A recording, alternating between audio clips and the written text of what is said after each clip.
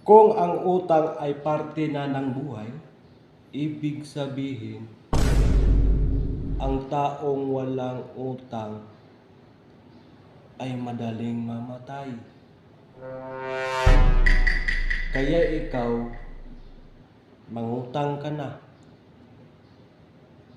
para mabuhay ka pa. Kasi kung gaano karami ang utang mo, ganon din kahaba ang buhay mo.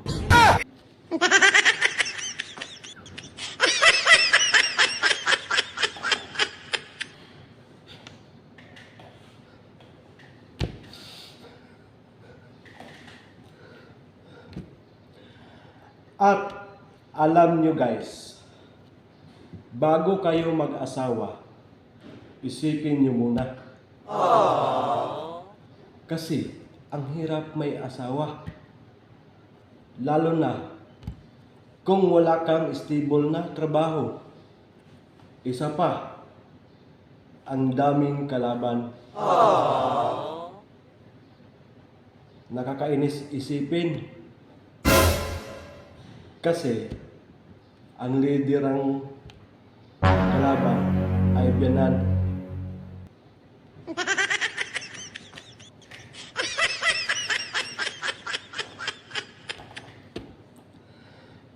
At huwag mong ipilit ang sarili mo sa taong ayaw sa'yo.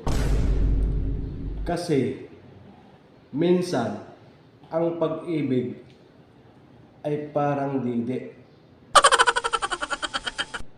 Minsan flat, minsan hindi.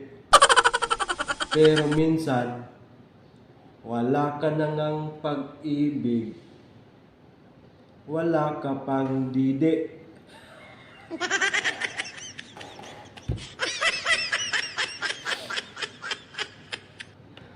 So, joke lang yan mga guys. For today's video, kung nagustuhan nyo, paki-like and share. Paki-follow na rin sa video na to na ginagawa ko mga master. Kung nagustuhan nyo lang mga master. So thank you guys. Shout out din pala sa mga ka-5'9 ko dyan na mga security guard. Maraming thank you sa inyo. Kaya safe and secure tayo bilang isang security guard. Gagawa lang tayo ng video para patawa natin yung ating mga viewers, mga kapag na natin dyan.